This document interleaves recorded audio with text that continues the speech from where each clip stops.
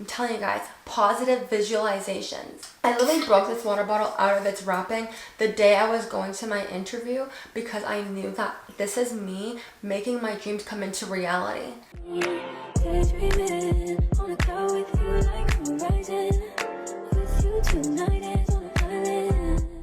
Hey guys, it's L2 What I Do, because I'm back with another video, and today's another segment of spilling the tea for the girlies.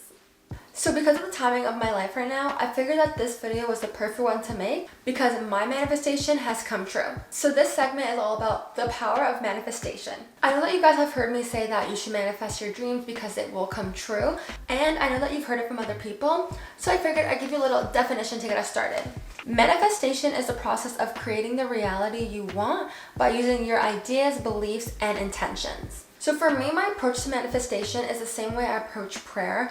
I believe in Jesus Christ, the Lord, my Savior, and I pray to Him the things that I want to come out of my life. And manifestation is like this because your approach to manifestation should be with a balanced perspective. So while positive thinking and goal setting are necessary in order to manifest the life that you want, you also have to accompany that with actions. You have to have proactive effort into what you want to manifest, but also you have to have realistic goals. Like, I can't just wish that I want a Lambo truck and think that's gonna come tomorrow. But I do want a Lambo truck. But I bring this up because you guys know that I started a new job, and I truly believe that I manifested the perfect job for me because of the things that I used to pray for and now that I'm seeing unfold in my real life. Like, I literally thought of this. Well, the Lord thought of it. Like, I literally saw this before it even happened. So these are the 4 steps that I use to manifest my goals. So the first step is to clarify your goals. For me, I had to stop thinking bigger picture and go for my first step that I wanted to achieve, which was getting a new job. At first, I really wanted to break into tech, so I was looking at any roles that I could get that were tech related, using coding softwares, programming, like the things that get you the big bucks. And that was the only jobs that I was applying for, and I didn't get them. Why? Because my goal wasn't clear and it was not realistic. Honestly, I could have gotten a job in tech, but I don't think that I could have competed with the people that went to school for, say, computer science or software engineering, because we were in the same pool of jobs that I was applying for. So once I clearly mapped out what I just went to school for, which was a certificate in data analytics, and researched exactly what kind of jobs that people with that type of certificate get, I realized that I could basically go into any analyst role.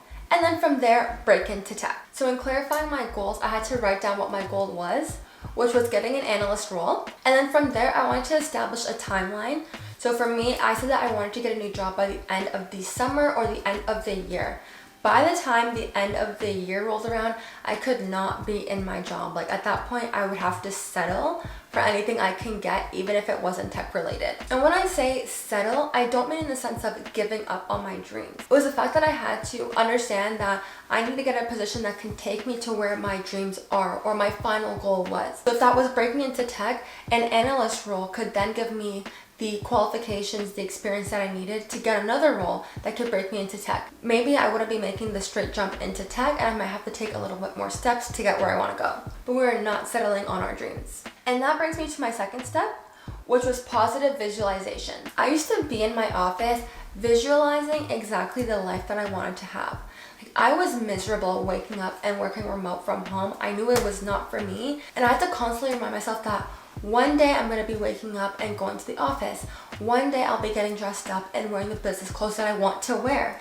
And one day I'm going to be going for walks for coffee. Like, I literally visualized that, and I told myself that it was going to happen before the end of the year. No ifs, ands, or buts. I used to think about the fact that my schedule would change, what my schedule looked like if I actually did work just 9 to 5 hours, because I was working a range of hours that did not give me a good work-life balance. That alone made me want to go even harder on my goals because I knew I wanted to change my life. Positive visualization is really so important because if you can believe it, you can achieve it, which is why I want to show you guys my water bottle. So this is my hydro flask, and you're probably wondering, why am I showing you this hydro flask? Because this was pivotal for me in achieving and manifesting my goals. I always told myself that if I got an in-person job, I was going to get a new hydro flask, one that was more business oriented and smaller for me to take into work. I already have a hydro flask, but it's so big, and I knew that I would not be taking that into any office. And when I bought this water bottle, it just motivated me every time I looked at it to say, when I start to use this, I will be in office. And I did not use this until I got my first interview that was in office. I'm telling you guys, positive visualizations. I literally broke this water bottle out of its wrapping the day I was going to my interview because I knew that this is me making my dreams come into reality. And I remember looking at it in that boardroom thinking, I'm literally in an office right now interviewing for an analyst role. Like, coincidence? I think not. And even on the fact of me being in that boardroom for my interview, I literally visualized myself in those meetings, in the new office space. Like, I knew that I did not want to be at the office that I was at, and I wanted to be downtown where everything, all the movements and all the hustle and bustle of the city were. And once I saw that with my own eyes, and even going to my interview and experiencing that, I was like, yeah, this is exactly where I see myself being. Which brings me to my third step, which is take action. And when I knew that I wanted a new job, I really had to look at myself and think, what can I do to make myself more marketable? And for me, that was going back to school. I knew that going back to school was going to give me the upper hand, especially because I was trying to break into tech. And at that point, I'm competing with people that have way more experience than me, and I did not have the same exposure to the software programs that they use in my degree. So I had to get additional education. So if you're thinking about getting a new role or doing something new, like say you want to be a lash tech, those are jobs that require skills that you need to acquire from professionals. So if you think that you want to be a lash tech, I highly recommend you go and do those lessons, go pay for a professional to teach you. That way you can be better equipped when you're ready to take on clients. And then aside from that, it was actually putting in the work to apply to jobs. When you're applying, you have to be looking actively, and it can be draining, especially when you're getting rejection after rejection after rejection. And I know that so many people are going through that right now. And you probably see people being like, oh my gosh, keep going, don't give up. But you literally have to keep going.